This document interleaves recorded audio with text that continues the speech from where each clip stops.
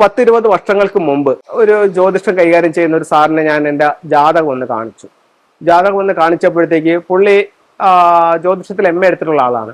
അപ്പൊ അദ്ദേഹം നോക്കിയിട്ട് പറഞ്ഞു, ഇതിൽ നല്ല കാര്യങ്ങളൊന്നും കാണുന്നില്ല, അപ്പൊ നമുക്ക് ജാതകവശാൽ അത്ര ബെറ്റർ അല്ല എന്ന് അദ്ദേഹം എന്നോട് പറഞ്ഞു. അപ്പൊ എന്തെങ്കിലും ചെറിയ തൊഴിൽ എന്തെങ്കിലും ചെയ്ത് ജീവിക്കുന്നതായിരിക്കും നല്ലതെന്നാണ് പുള്ളി പറഞ്ഞത്. അതിനുശേഷം ഞാനൊരു വസ്തു വാങ്ങിച്ചു, ഞാനൊരു വീട് വെച്ചു. ഞാനൊരു വീട് വെച്ചപ്പോഴത്തേക്ക് ഞാൻ അത് വാസ്തു നിയമങ്ങളെല്ലാം നോക്കിയാണ് ആ വീട് വെച്ചത്. കിഴക്കോട്ട് ദർശനമുള്ളൊരു വീടാണ് ഞാൻ വെക്കുന്നത്. അപ്പൊ എന്നിട്ട് ഞാൻ അതിൽ വാസ്തു നോക്കിയാണ് വീട് വെച്ചത്.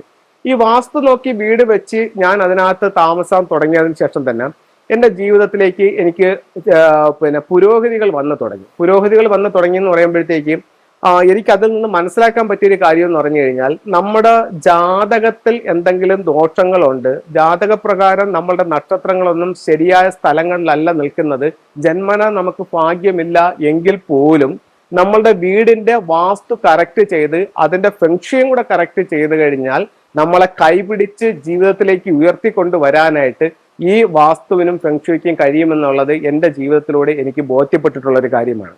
അപ്പം നിങ്ങളുടെ ജീവിതത്തിൽ ഉണ്ടാകുന്ന എന്ത് പ്രശ്നങ്ങളെ ആവട്ടെ, അത് നിങ്ങളുടെ വീടിനെ കറക്റ്റ് ചെയ്യുമ്പോൾ നിങ്ങൾക്ക് അതിൽ മാറ്റം ഉണ്ടാവും. നിങ്ങളുടെ വീടിനെ കറക്റ്റ് ചെയ്ത് പിറ്റേന്ന് മുതൽ തന്നെ നിങ്ങളുടെ എല്ലാ പ്രശ്നങ്ങളും മാറുമെന്നല്ല പറയുന്നത്. ഇപ്പൊ നമ്മൾ ഒരു ടാങ്കിലേക്ക് നമ്മൾ വെള്ളം വീണ് ടാങ്ക് നിറയുന്നതുപോലെ നമ്മളുടെ പ്രശ്നങ്ങളെ പരമാവധി ലഘൂകരിക്കാനും സൗഭാഗ്യങ്ങളെ പരമാവധി വർദ്ധിപ്പിക്കാനും നമുക്ക് ഫെങ്ഷുയിലൂടെ കഴിയും. ഇതിൽ 2 നിയമങ്ങളാണ് നമ്മൾ ഫോളോ ചെയ്യുന്നത്. ഒന്ന്, വാസ്തു നിയമങ്ങൾ അനുസരിച്ച് വീട് സ്ക്വയർ അല്ലെങ്കിൽ റെക്ടാങ്കിൾ ഷേപ്പിൽ വരണമെന്നാണ് വാസ്തു നിയമം. അപ്പൊ ആ ഒരു ഷേപ്പിലായിരിക്കണം നമ്മളുടെ വീട്. അത് കഴിഞ്ഞിട്ട് വാസ്തുവിൽ നിർദ്ദേശിക്കുന്നതായിട്ടുള്ള ചില ഡയറക്ഷൻസിൽ നമുക്ക് എൻട്രൻസ് കൊടുക്കാം, നമുക്ക് ബെഡ്റൂം കൊടുക്കാം, അവിടെ നമുക്ക് കിച്ചൺ കൊടുക്കാം, ആ രീതി ചെയ്യുക. ഒപ്പം തന്നെ നമുക്ക് ചെയ്യാവുന്ന മറ്റൊരു കാര്യം എന്ന് പറഞ്ഞു കഴിഞ്ഞാൽ, വീടിന്റെ ഫ്ലൈങ് സ്റ്റാർ എടുക്കുക. ഫ്ലൈങ് സ്റ്റാർ എടുത്തിട്ട് നല്ല നക്ഷത്രങ്ങൾ നിൽക്കുന്ന സ്ഥലത്ത് നമ്മളുടെ മെയിൻ ഡോർ വെക്കുക. അതുപോലെ തന്നെ നല്ല മൗണ്ടൻ സ്റ്റാറിൽ നമ്മളുടെ ബെഡ്റൂം സെറ്റ് ചെയ്യുകയാണെന്നുണ്ടെങ്കിൽ ഒത്തിരി സൗഭാഗ്യങ്ങളെ നമുക്ക് വർദ്ധിപ്പിക്കാനായിട്ട് സാധിക്കും. ഇത് രണ്ടും ചെയ്ത് അതിനോടൊപ്പം തന്നെ ഫെങ്ഷുയുടെ ടൂൾസുകളും കൂടെ നമ്മൾ ഉപയോഗിക്കുകയാണെന്നുണ്ടെങ്കിൽ നമുക്ക് എന്തെങ്കിലും ദോഷങ്ങളുണ്ട്. ഇപ്പൊ നമുക്കൊരു വീട് വെക്കുമ്പോഴത്തേക്ക് വാസ്തുവിന്റെ എല്ലാ നിയമങ്ങളും അല്ലെങ്കിൽ ഫെങ്ഷുയുടെ എല്ലാ നിയമങ്ങളും അനുസരിച്ച് നമുക്ക് വീട് വെക്കാനായിട്ട് സാധിക്കുന്നില്ല. ഒരു ഉദാഹരണം പറയുകയാണെന്നുണ്ടെങ്കിൽ, ഒരു വാസ്തുപ്രകാരം ഒരു വീട്ടിനകത്ത് ടോയ്ലറ്റ് വാസ്തുവിൽ പറയുന്നില്ല, ടോയ്ലറ്റ് വീടിന്റെ പുറത്താണ് പറയുന്നത്. അപ്പൊ ഇന്നത്തെ നമ്മുടെ ഒരു സാഹചര്യത്തിൽ നമുക്ക് ഒരിക്കലും പുറത്തൊരു ടോയ്ലറ്റ് മാത്രം കൊണ്ട് പറ്റത്തില്ല. വീട്ടിനകത്ത് എല്ലാ വീടുകളിലും ഇന്ന് ടോയ്ലറ്റ് ഉണ്ട്. അപ്പൊ അതുപോലെ നമുക്ക് ആ ടോയ്ലറ്റ് വന്ന് അങ്ങനെ ചില വിട്ടുവീഴ്ചകൾ ചെയ്താലും അതിന് ഫെങ്ഷുയിൽ റെമഡികളുണ്ട്. ഇപ്പൊ നമുക്ക് വീടിന്റെ ഒരു അരുതാത്തൊരു ഭാഗത്ത്, ഇപ്പൊ കിഴക്ക് ഭാഗത്തൊരു ടോയ്ലറ്റ് വന്നു. കിഴക്ക് ഭാഗത്തെ ടോയ്ലറ്റ് എന്ന് പറയുമ്പോൾ വീട്ടിൽ പൊതുവെ ആരോഗ്യ സംബന്ധമായിട്ടുള്ള പ്രശ്നങ്ങൾ ഉണ്ടാകും. അപ്പൊ കിഴക്ക് ഭാഗത്ത് നമുക്ക് ആ ടോയ്ലറ്റിനകത്ത് ഒരു റെഡ് ലൈറ്റ് കൊടുക്കുകയാണെന്നുണ്ടെങ്കിൽ അതിനൊരു പരിഹാരമായത് ഫെങ്ഷുയിൽ കണക്കാക്കുന്നുണ്ട്. അങ്ങനെ ഏത് ടോയ്ലറ്റ് ഏത് ഭാഗത്ത് വന്നാലും നമുക്ക് അതിന് ചില റെമഡികളുണ്ട്. അത് കഴിഞ്ഞിട്ട് ഒരു മോശം സ്റ്റാറാണ് ഒരു വീട്ടിലെ എൻട്രൻസിൽ നിൽക്കുന്നത്, അതിന് അതിൻ്റെതായിട്ടുള്ള റെമഡികളുണ്ട്.